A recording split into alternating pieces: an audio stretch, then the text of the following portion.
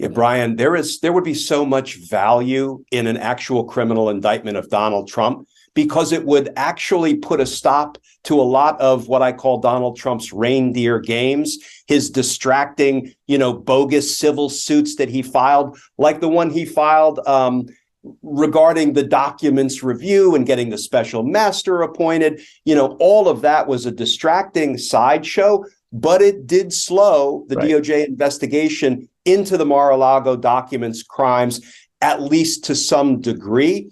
Once you are a criminal defendant in court, people might not know this, but gone are the days of a defendant being able to appeal issue after issue and ruling after ruling and slow the process down. That's available in civil litigation, in lawsuits, like when Donald Trump was trying to get this special master thing implemented to review the documents that he had stole from the federal government and unlawfully concealed at Mar-a-Lago.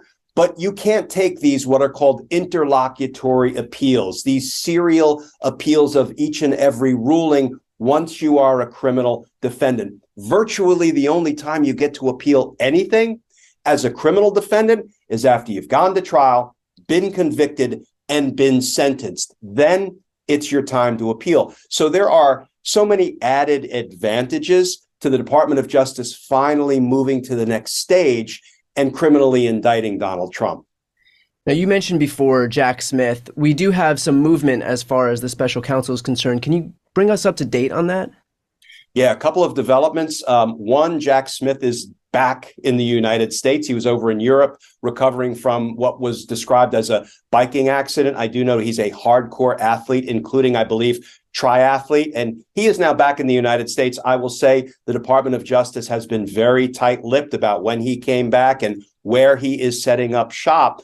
But let's remember, he was appointed only about 7 weeks ago now, on November 18th.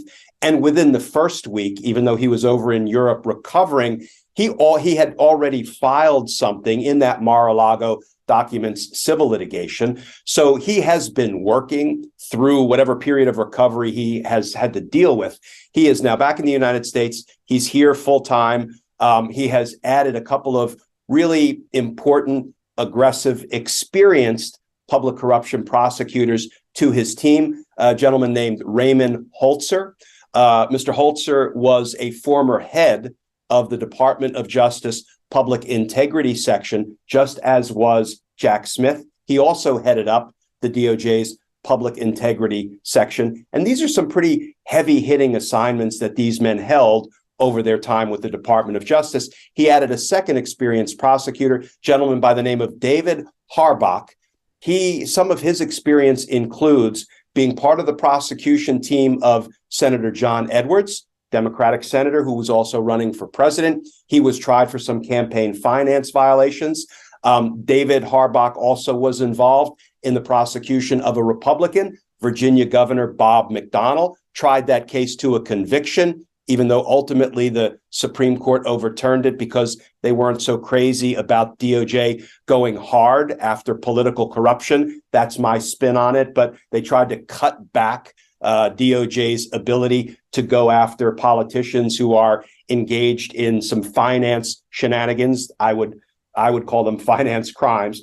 But in any event, these two experienced public corruption prosecutors have handled some of our nation's most challenging, politically charged cases. And here's what I love, Brian. They haven't won all the cases that they've brought.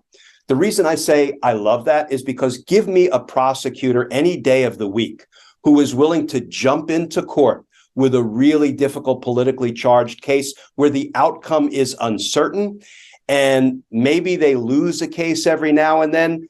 That shows that they are brave enough, they're strong enough, they're determined enough to fight public corruption that they're willing to take the really hard cases to court. I don't think a case involving the crimes of Donald Trump will be all that difficult to prove once we get it into court. The hard part seems to be, having the prosecutors ready to bring that first criminal indictment. Now, is there a world in which Jack Smith adds public corruption prosecutors to